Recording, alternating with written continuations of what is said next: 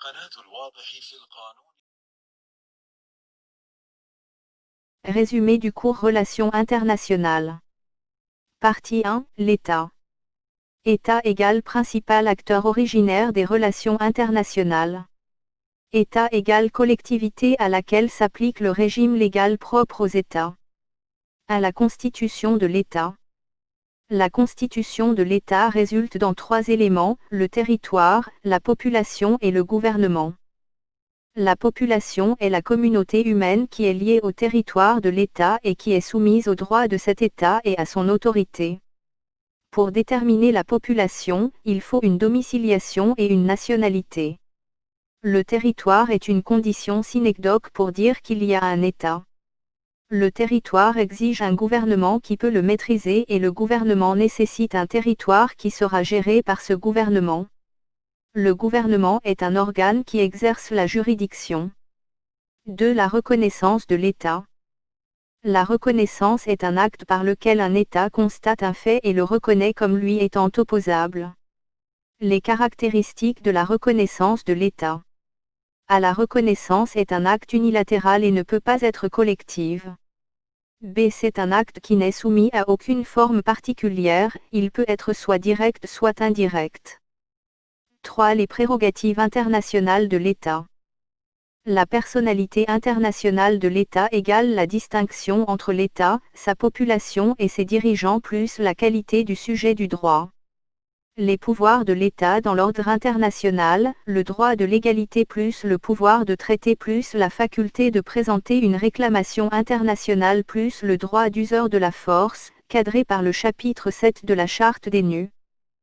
4. L'égalité souveraine des États.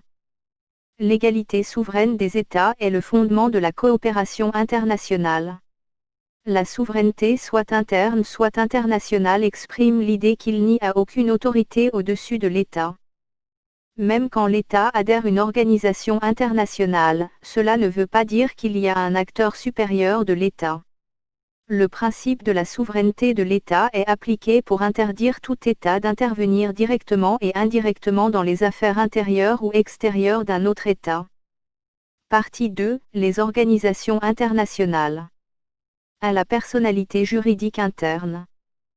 Sans la reconnaissance de la personnalité juridique interne de l'organisation, un État ne peut pas être un État membre, ni exercer ses activités.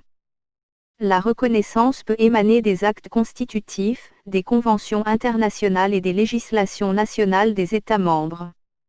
2. La personnalité juridique internationale. Ce concept a évolué avec l'évolution de la SDN et le contenu de la personnalité juridique internationale est comme suit, l'autonomie financière, le droit de légation passive et active, les privilèges et les humilités des OI et la responsabilité internationale engagée d'un fait ou d'un comportement illicite qui lui serait imputable. 3. Les rapports de l'organisation internationale. Les relations d'interaction entre les États sont des acteurs originaires alors que les organisations internationales sont des acteurs secondaires vu les problèmes de l'autonomie financière et les ressources limitées des OI. Les OI et les États sont tous les deux des entités sujets de droit, sauf que les OI contrairement aux États n'ont pas de territoire. Les rapports de force s'expliquent par 2 éléments essentiels, le financement des OI et le processus de prise de décision. 4. Les typologies des organisations internationales. Selon Michel Virali, on distingue l'organisation internationale selon leur objet qui peut être général ou spécialisé. Michel Virali a adopté aussi une autre classification, la diversité des organisations selon les régions et les champs disciplinaires, selon la structure, selon la fonction ou selon la composition. Les divers organes se classent selon leur fonction, leurs compétences ou leur composition.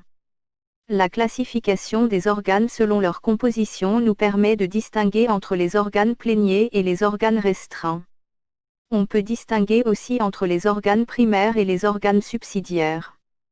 Selon l'avis de la Cour internationale de la justice de 1949, il y a 4 grandes catégories d'organes, les organes administratifs, les organes juridictionnels, les organes consultatifs et les organes décentralisés. Partie 3, les forces transnationales. Les organisations non gouvernementales. Les ONG sont des organisations qui ont le droit de créer des activités. On doit distinguer entre deux caractéristiques des ONG, l'initiative privée et la spontanéité. 2. Les firmes multinationales. Les firmes multinationales sont définies par Vernon comme un ensemble d'établissements ayant des nationalités différentes et unis par des liens stratégiques et une administration commune. Les firmes multinationales sont définies par Maison Rouge en considérant différents critères, leurs activités, leurs administrations et leurs capitaux. Pour parler d'une firme multinationale, il y a plusieurs caractéristiques. L'important